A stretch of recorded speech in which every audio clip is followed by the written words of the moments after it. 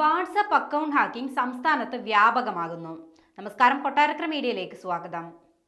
സംസ്ഥാനത്ത് വ്യാപകമായി വാട്സാപ്പ് അക്കൗണ്ടുകൾ ഹാക്ക് ചെയ്യപ്പെടുന്നതായി മുന്നറിയിപ്പ് നൽകിയിരിക്കുകയാണ് അധികൃതർ.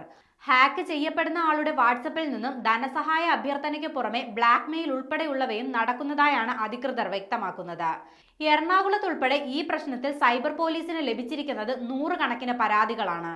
ഒരാളുടെ വാട്സാപ്പ് നമ്പർ ഹാക്ക് ചെയ്ത ശേഷം ആ നമ്പർ ഉൾപ്പെട്ട വിവിധ ഗ്രൂപ്പുകളിലെ അംഗങ്ങളുടെ വാട്സാപ്പ് നമ്പറുകൾ തുടർന്ന് ഹാക്ക് ചെയ്യപ്പെടുന്നതാണ് തട്ടിപ്പിന്റെ രീതി. ഹാക്ക് ചെയ്യുന്ന നമ്പർ ഉൾപ്പെട്ടിട്ടുള്ള അസംഖ്യം ഗ്രൂപ്പുകളിലേക്കും ആളുകളിലേക്കും കടന്നു കയറാൻ തട്ടിപ്പുകാർക്ക് വളരെ വേഗം കഴിയുന്നു എന്നതാണ് ഈ തട്ടിപ്പ് രീതിയുടെ അപകടം. മാത്രമല്ല, വാട്സാപ്പ് മുഖേന പങ്കുവെക്കപ്പെടുന്ന പേഴ്സണൽ മെസ്സേജുകളിലേക്കും ചിത്രങ്ങൾ, വീഡിയോ എന്നിവയിലേക്കുമെല്ലാം തട്ടിപ്പുകാർക്ക് ആക്സസ് ലഭിക്കും.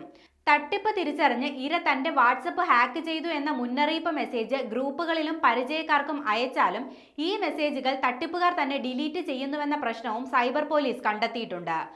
പരിഹരിക്കാൻ കഴിയാത്തത്ര പരാതികളാണ് ഈ വിധത്തിൽ ഉയർന്നു വന്നിരിക്കുന്നതെന്നാണ് സൈബർ പോലീസ് പറയുന്നത്.